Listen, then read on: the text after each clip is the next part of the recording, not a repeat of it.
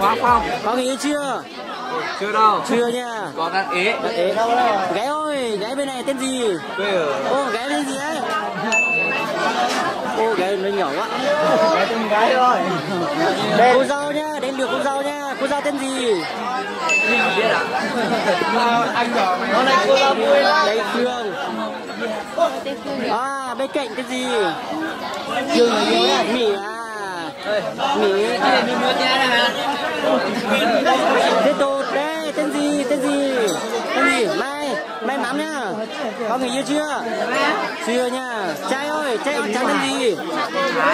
Tên Thái à? Tên gì ạ? Thái. Biệt danh là Thái BD.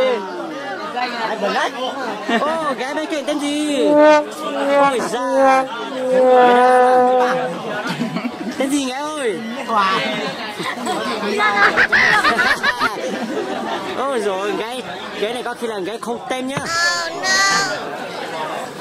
Trai tên gì? Trai đây chụp hình đây là.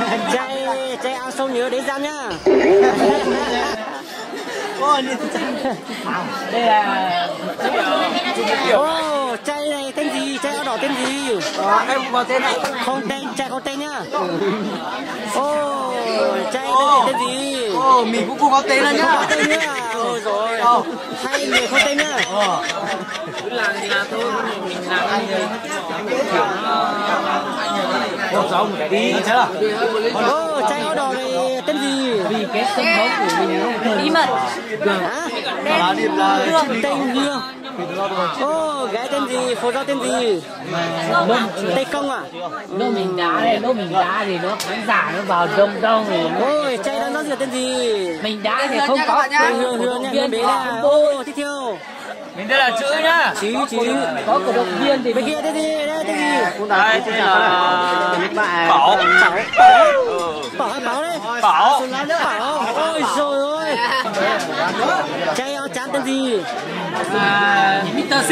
Mr. C, Mr. R nha. 10 nhá, 10 người. Ô, gái bên cạnh tên gì? À, Miss Lam nha. Máy quay nhá. Ô, Carabin. Tên gì? Áo trắng. Tên Hoa Lam nha, điểm như hoa nha. Ô, trai bên cạnh tên gì? Tên Minh à? Minh. Ô, gái áo đỏ tên gì? Gái có tên. Có tên, có người yêu chưa? Chưa tên, chưa người yêu nha. Mấy hôm có người yêu thì bỏ người yêu đặt cái tên đi nhá. Ô, trai tên gì? Em tên là Giống Chọc. Giống Chọc á? Ô, Giống Chọc bãi đá nhá. Giống Chọc Tây Bắc ơi. Ô, trai áo trường này tên gì? Nguyễn Quang Tám này. Nguyễn Quang Tám nha. Nguyễn Quang Tám bên luôn nha. Ô, trai biếu tên gì? Em có tên không? Không tên. Trai không tên. Ô, gái bên cạnh tên gì? Gái tên gì? Phương có người yêu chưa? Chưa người yêu chồng nha. Ô, gái bên cạnh tên gì? Xin đi. Tên Mai à? Có người yêu chưa? Có người yêu đâu. Chỉ có người yêu. Có chồng thôi. Có chồng yêu chưa người yêu nhá. Ô, trai tên gì? Đẹp trai thế? Lữ Banh. Lữ Banh à? Nhưng mà đẹp trai nhá, thực sự đẹp trai. Đẹp luôn.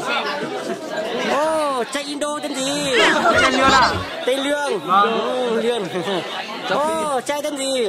Không biết là trai bao á chú. Trai bao. Bao cho một chai bia nhá. Bao chai bia. Đây này, cho anh về đây. Trai có người yêu rồi nhỉ? Có vợ rồi chú. Có vợ là đang đối diện bên kia nhỉ? Ô, trai tên gì? Trai cuối cùng tên gì? Tên trai. Ô, tên trai đẹp trai. Tên khoai. Ồ,